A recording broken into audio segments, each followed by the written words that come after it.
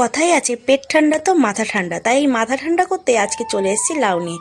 Hello সবাইকে, আজকের recipe হলো লাউ দিয়ে ল্যাঠা মাছ। তার জন্য জ্যান্ত ল্যাঠা মাছগুলোকে মাঝখান দিয়ে কেটে পরিষ্কার করে নিতে হবে। তারপর লাউটাকে মাঝখান দিয়ে কেটে আঁশ ছাড়িয়ে নিয়ে ছোট ছোট করে পিস করে কেটে নিতে হবে। এরপর নুন আর হলুদ মাখিয়ে ল্যাঠা মাছগুলোকে রেখে দিতে হবে। তারপরে কড়াইতে পরিমাণ মতো তেল দিয়ে তার মধ্যে একে একে মাছগুলো দিয়ে দিতে হবে। এবার উল্টে পাল্টে মাছগুলোকে ভেজে নিয়ে কিন্তু তুলে নিতে হবে। এরপর ওই তেলের মধ্যে কয়েকটা ডালের বড়ি লাল করে ভেজে তুলে নিতে হবে। ছোট ছোট করে কেটে রাখা আলুগুলোকে দিয়ে ঢাকা দিয়ে দিতে হবে। তারপর ঢাকনা সরিয়ে আলুগুলো ভাজা হয়ে গেলে তার মধ্যে লাউগুলো দিয়ে তার মধ্যে কাঁচা লঙ্কা, ভাজা ডালের বড়ি আর 1 চামচ হলুদ দিয়ে জল দিয়ে ঢাকা দিয়ে দিতে হবে। ঢাকনা সরিয়ে ঝোলটা ভালো করে ফুটে এলে কিন্তু তার মধ্যে ভাজা মাছগুলো দিয়ে নামিয়ে দিতে হবে। এরপর একটু কড়াইতে জল দিয়ে তার মধ্যে হলুদ ভালো করে ফুটিয়ে সেই জলটা কিন্তু ঝোলের মধ্যে দিয়ে দিতে হবে। এরপর কড়াইতে তেল দিয়ে ফোড়নের জন্য রাঁধুনি দিয়ে দিতে হবে।